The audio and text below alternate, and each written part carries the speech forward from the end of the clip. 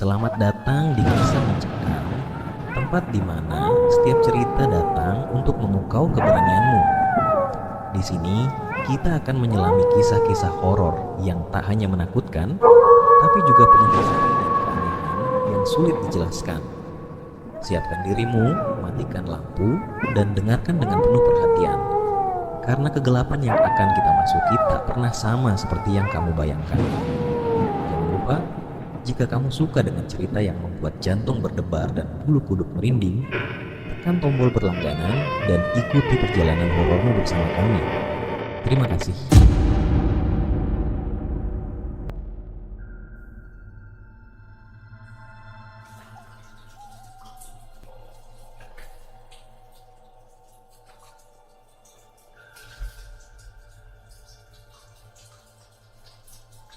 Malam itu, bus malam dengan trayek Semarang-Bandung berangkat seperti biasa. Penumpangnya tidak terlalu penuh, hanya beberapa orang yang ingin cepat sampai ke tujuan. Di antara mereka, ada seorang pemuda bernama Arif yang duduk di dekat jendela sambil memutar lagu di ponselnya. Dia tidak pernah menyangka perjalanan ini akan menjadi pengalaman paling menyeramkan dalam hidupnya. Sejak awal, ada sesuatu yang terasa ganjil. Pak Sardi, sopir bus, beberapa kali melirik ke spion dengan wajah tegang, seolah melihat sesuatu yang tidak terlihat oleh penumpang lainnya. Kondektur, Pak Narto, pun terlihat lebih pendiam dari biasanya. Ketika bus melewati tikungan tajam di daerah perbukitan, para penumpang merasakan hawa dingin yang tiba-tiba menyelimuti kabin, meskipun AC sedang mati. Saat salah seorang penumpang mengeluh karena perjalanan terasa lambat, Pak Sardi hanya menjawab dengan nada gemetar, "Kita harus tetap di jalan utama. Kalau tidak, kita bisa tersesat." Namun, saat memasuki daerah hutan lebat, jalanan mulai berubah. Lampu jalanan yang biasanya ada setiap beberapa meter perlahan menghilang. Pohon-pohon di sisi jalan tampak semakin tinggi, menjulang menutupi langit malam. Para penumpang mulai saling berbisik, merasa ada yang tidak beres. Tiba-tiba, sinyal ponsel mereka menghilang serentak. Ketegangan memuncak ketika bus melewati sebuah gerbang batu yang tampak usang, penuh dengan lumut dan ukiran aneh. Tidak ada seorang pun yang merasa pernah melihat gerbang itu sebelumnya, termasuk Pak Sardi yang sudah bertahun-tahun mengemudi di rute ini. Namun, saat mencoba memutar bus, mereka menyadari bahwa gerbang itu sudah tidak ada lagi di belakang mereka.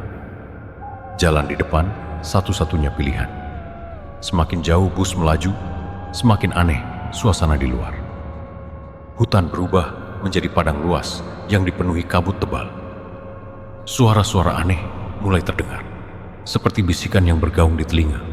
Padahal, semua penumpang duduk dalam diam.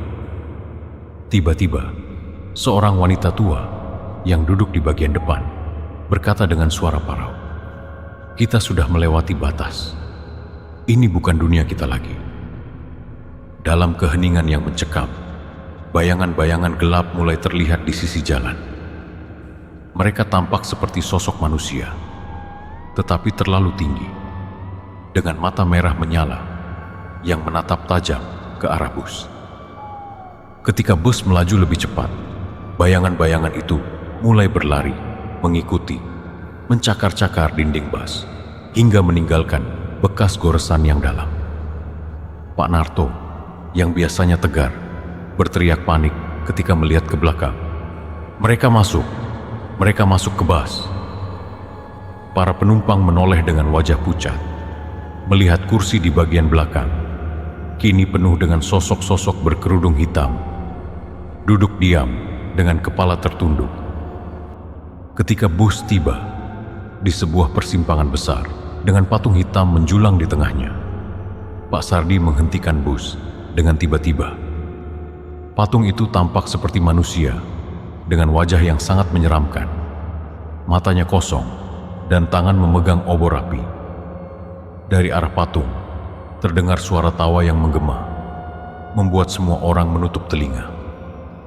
Wanita tua di bagian depan tiba-tiba berdiri dan berkata dengan nada tegas, "Jika kita terus melaju, kita tidak akan pernah kembali."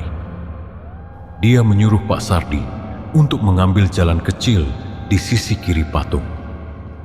Meskipun ragu, Pak Sardi menurutinya. Saat bus berbelok, kabut perlahan-lahan menghilang, dan mereka menemukan diri mereka kembali di jalan utama. Malam itu, setelah peristiwa aneh di perjalanan, bus malam Semarang Bandung masih beroperasi. Namun, ada yang berubah. Sopir dan kondektur baru mulai menggantikan Pak Sardi dan Pak Narto, yang memilih berhenti bekerja setelah trauma mendalam. Namun, cerita tentang bus yang tersesat ke dunia lain segera menjadi legenda.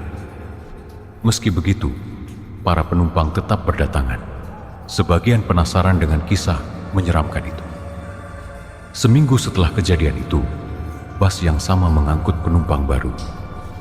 Di antara mereka ada seorang ibu dengan bayinya, seorang pria paruh baya, dan sepasang mahasiswa. Malam itu, ada juga seorang wanita berpakaian serba hitam yang duduk di kursi belakang.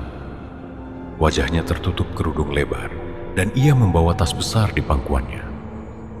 Tidak ada yang menyadari kehadirannya pada awalnya, sampai bus mulai bergerak.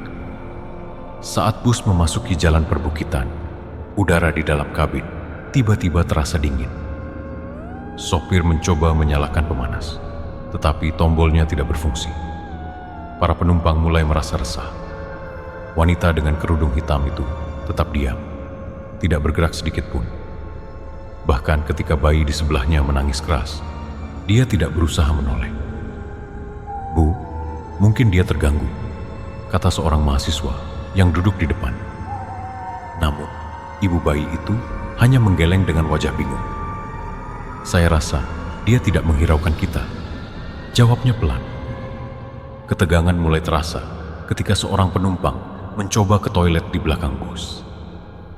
Begitu dia melewati kursi wanita itu, dia melihat sesuatu yang membuat darahnya membeku. Kursi di samping wanita itu kosong, tapi bayangannya di jendela menunjukkan ada sosok lain yang duduk di sana. Sosok gelap dengan mata merah yang menatap langsung ke arahnya.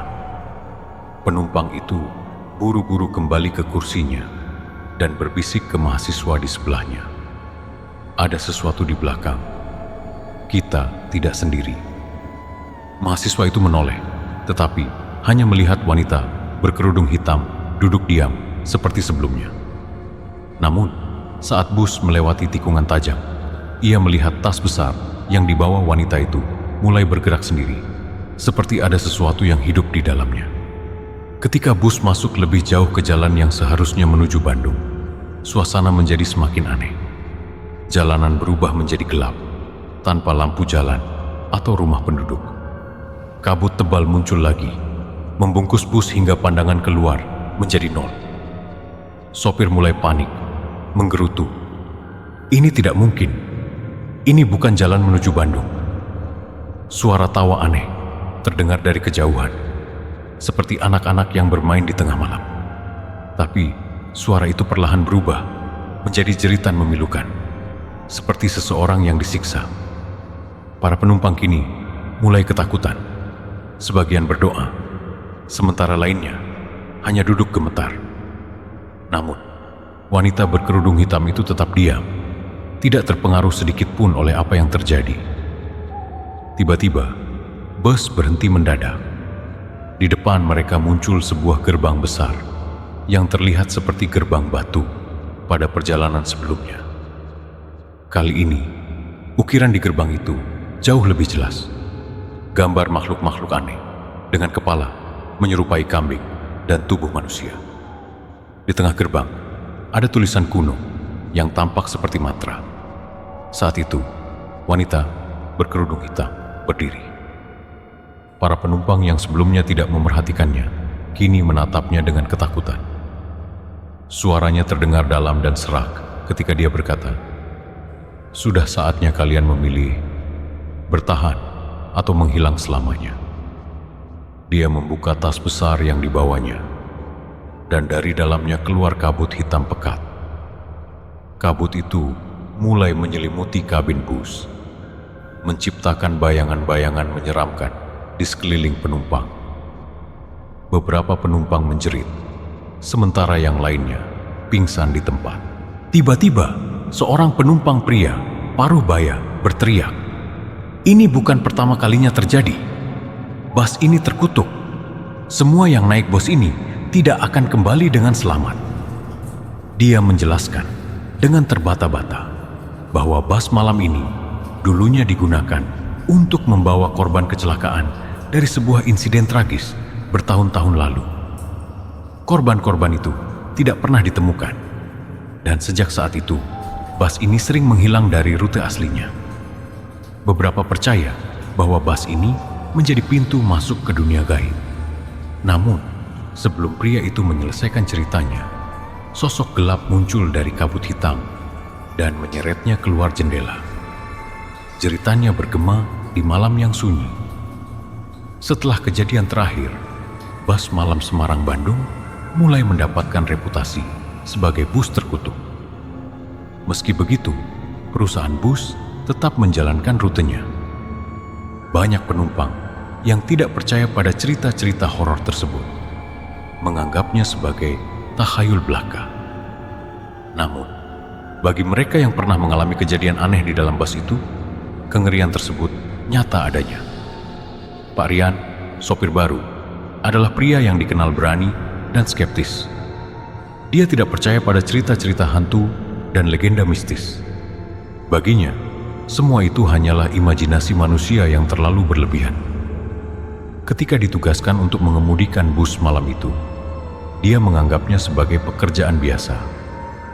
Namun, malam itu, dia segera menyadari bahwa bus ini tidak seperti kendaraan lain yang pernah dia kemudikan. Ketika bus mulai berangkat dari Semarang, semuanya tampak normal. Penumpang naik dengan wajah-wajah lelah. Beberapa langsung tertidur. Tetapi, ketika mereka meninggalkan kota dan memasuki jalan pedesaan yang gelap, suasana mulai berubah. Radio di dashboard tiba-tiba menyala sendiri, memutar lagu-lagu lama yang tidak pernah didengar Pak Rian sebelumnya. Ia mencoba mematikannya, tetapi tombolnya tidak berfungsi. Lagu itu terdengar semakin keras, hingga membuatnya merasa tidak nyaman. Sekitar tengah malam, bus berhenti di halte kecil di pinggir jalan. Seorang pria tua masuk ke dalam bus, mengenakan pakaian yang terlihat seperti dari era kolonial. Wajahnya pucat, dan dia berjalan dengan lambat, seperti tidak memiliki tenaga. Ketika dia duduk di kursi belakang, Pak Rian menyadari sesuatu yang aneh. Tidak ada pantulan bayangan pria itu di kaca jendela. Dia menelan ludah dan mencoba mengabaikannya, berpikir itu hanya bayangannya sendiri. Namun, para penumpang lain juga mulai memperhatikan keberadaan pria itu. Salah satu penumpang, seorang ibu muda, membisikkan sesuatu kepada suaminya. Dia terlihat tidak nyata. Sang suami mengangguk dengan gugup. Saat bus melanjutkan perjalanan, Pak Rian mulai merasa ada yang salah. Jalanan yang seharusnya membawa mereka ke Bandung terasa seperti tidak berujung. Pepohonan di sepanjang jalan tampak sama, seolah-olah mereka tidak pernah bergerak maju. Jam di dashboard menunjukkan pukul 2 pagi, tetapi langit tetap gelap pekat, tanpa tanda-tanda pagi akan datang. Para penumpang mulai gelisah. Beberapa dari mereka menyadari bahwa bus ini sudah berputar-putar tanpa tujuan. Ketika Pak Rian mencoba mencari sinyal di ponselnya untuk membuka GPS, layar ponsel menunjukkan pesan yang aneh: kembali atau hilang selamanya. Saat ketegangan semakin memuncak, seorang penumpang wanita berdiri dan berjalan ke arah sopir. "Pak, kita harus berhenti sekarang. Saya merasa ada sesuatu yang tidak beres," katanya dengan nada panik. Namun, sebelum dia bisa mencapai Pak Rian, wanita itu tiba-tiba berhenti di tengah lorong. Wajahnya berubah pucat dan dia menatap ke kursi belakang. Ada sesuatu di sana. Itu bukan manusia, jeritnya. Ketika para penumpang lain melihat ke belakang, mereka semua terkejut. Kursi tempat pria tua tadi duduk kini kosong, tetapi di tempatnya ada sesuatu yang menyerupai bayangan besar, melayang-layang dengan mata merah menyala. Suara tawa yang menyeramkan bergema di dalam bus membuat semua orang panik. Dalam sekejap, wanita itu menghilang, seperti ditelan oleh bayangan gelap tersebut. Pak Rian, yang kini benar-benar ketakutan, mencoba menghentikan bus. Tapi remnya tidak berfungsi, dan kemudi terasa terkunci. Bus melaju semakin cepat ke jalan yang menurun tajam. Di depan, muncul sebuah jembatan tua yang tampak seperti tidak pernah digunakan selama bertahun-tahun. Di atas jembatan itu, ada sosok wanita dengan pakaian putih berdiri sambil menatap langsung ke arah bus. Para penumpang berteriak agar bus berhenti, tetapi kendaraan itu terus melaju. Saat bus melewati jembatan, semuanya berubah. Langit menjadi merah darah, dan pepohonan di sekitar berubah menjadi bayangan menyeramkan yang tampak seperti tangan-tangan besar mencoba meraih bus. Ketika bus akhirnya berhenti, Pak Rian membuka matanya dan menemukan dirinya sendirian. Tidak ada penumpang, tidak ada jalan, hanya hamparan tanah kosong yang dipenuhi kabut. Bus itu kini tampak tua dan berkarat, seperti telah ditinggalkan selama puluhan tahun. Di jok belakang, dia menemukan sepucuk surat yang bertuliskan, "Selamat datang di akhir perjalananmu. Sekarang, giliranmu menjadi bagian dari kami." Pak Rian tidak pernah ditemukan setelah itu, dan bus malam Semarang Bandung tetap beroperasi dengan sopir baru. Namun, cerita tentang perjalanan yang menghilang ke dunia lain terus berlanjut, menjadi legenda yang menghantui siapapun yang berani menaiki bus itu. Dan hingga kini, setiap malam Jumat Kliwon, bus itu selalu penuh dengan penumpang misterius yang tak pernah turun. Cerita tentang bus malam Semarang Bandung yang membawa penumpangnya ke dunia lain segera menyebar, menjadi legenda yang menghantui masyarakat. Namun, seperti api di tengah angin, cerita ini justru semakin menarik perhatian mereka yang penasaran. Ada yang menganggapnya sebagai tantangan, ada pula yang berharap mengungkap kebenarannya.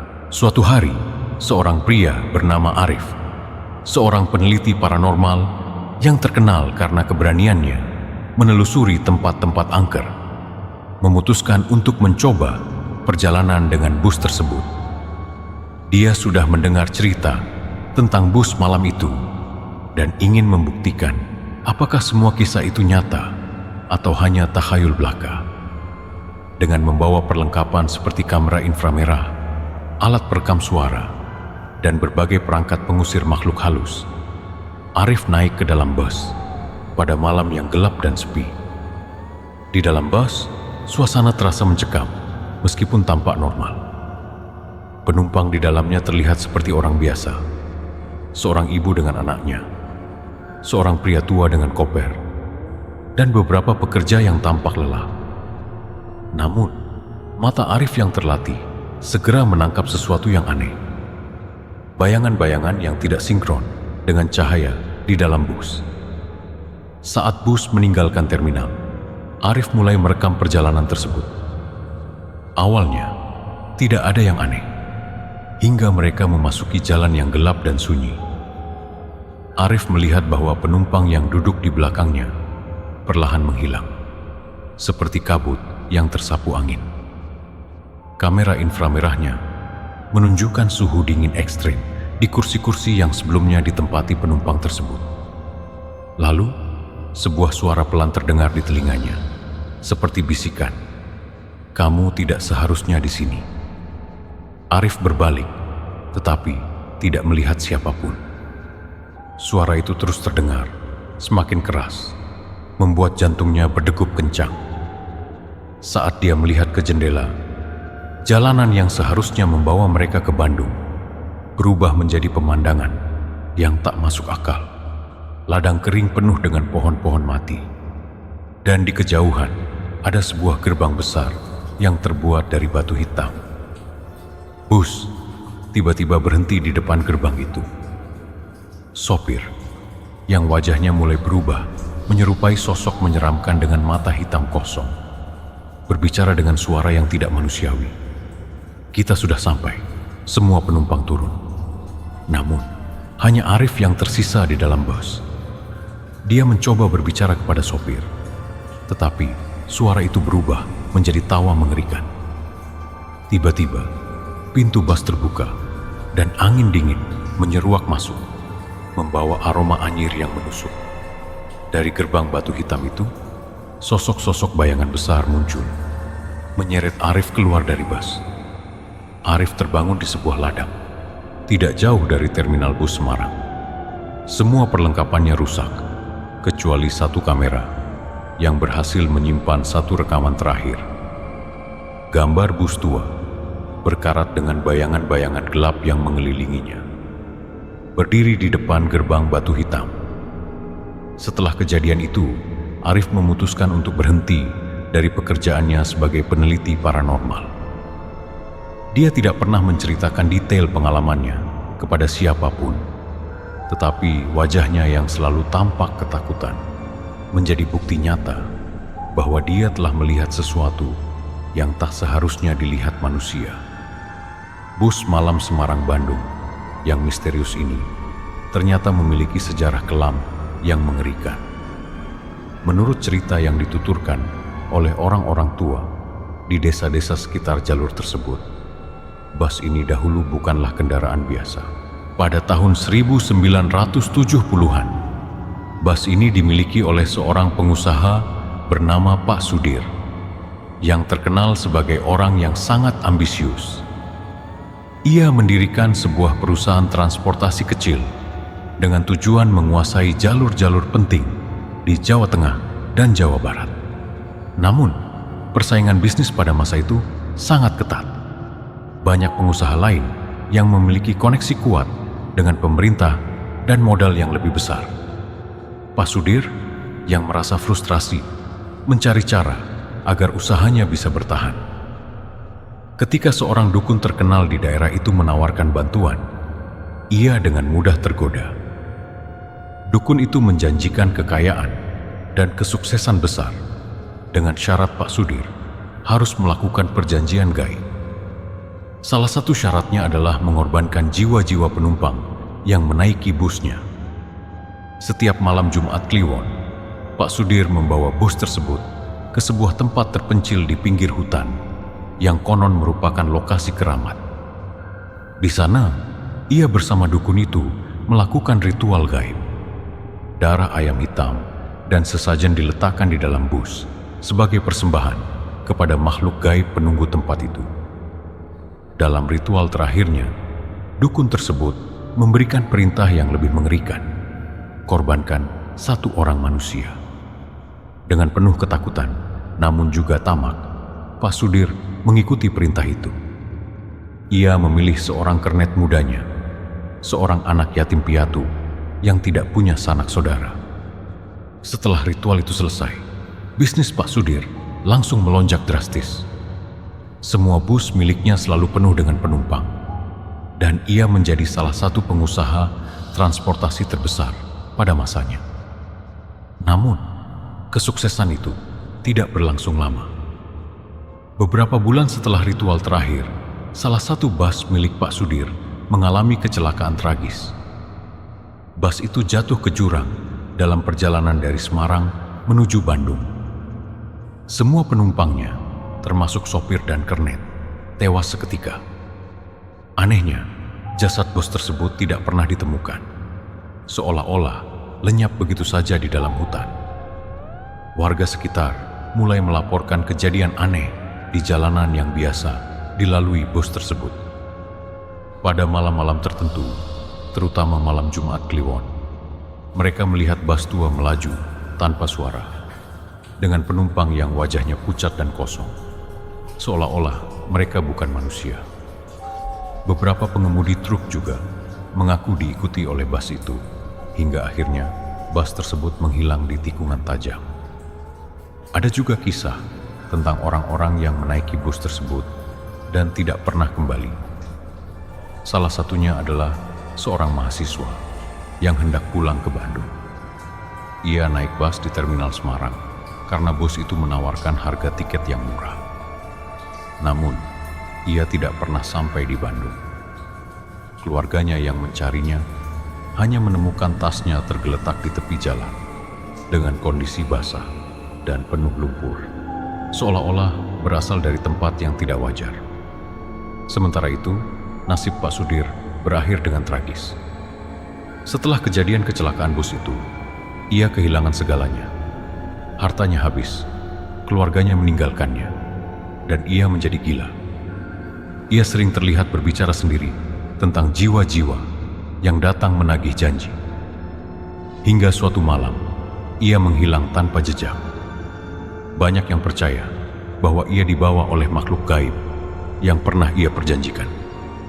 Hingga hari ini, bus malam Semarang-Bandung yang angker itu masih menjadi misteri besar. Beberapa orang yang pernah melihatnya menggambarkan bus itu sebagai bus tua dengan cat kusam, penuh dengan noda darah, dan lampu yang berkedip-kedip. Para saksi juga mengatakan bahwa tidak ada suara mesin saat bus itu melaju. Seiring waktu, kisah bus malam Semarang-Bandung semakin dikenal sebagai legenda kelam yang mencekam. Namun, ada beberapa kisah nyata yang diceritakan oleh mereka yang mengaku berhasil kembali setelah menaiki bus tersebut.